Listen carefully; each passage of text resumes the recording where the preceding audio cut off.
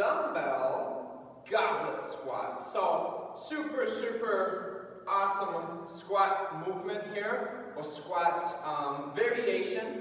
It's really good to work on your core strength and stability, and also getting your squat depth up. So squat depth is just how deep you can go down into your actual squat.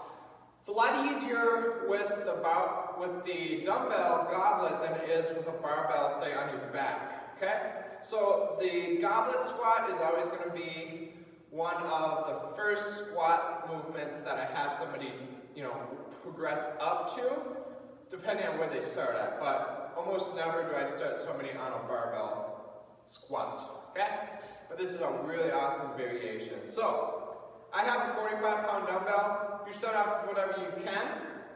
Obviously, the stronger you are, heavier you go, you can always work your way up. So the dumbbell goblet squat, you're going to grab it like this. So when I come in a little closer, you can see I have my hands here like this, okay? And then I like a more narrow stance with these.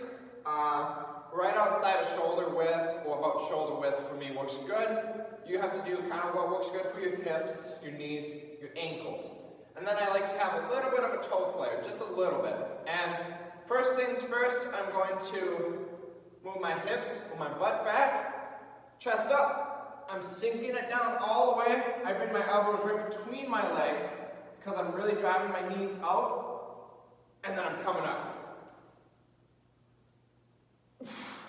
Just like that. I'm switching just so you can see. Notice with my breath right here, I'm taking a big breath. Brace into your core, hips back, sink, explode up, locking it out. There you go. Real simple demonstration tutorial. Dumbbell RDLs. Give them a try. Thanks for watching.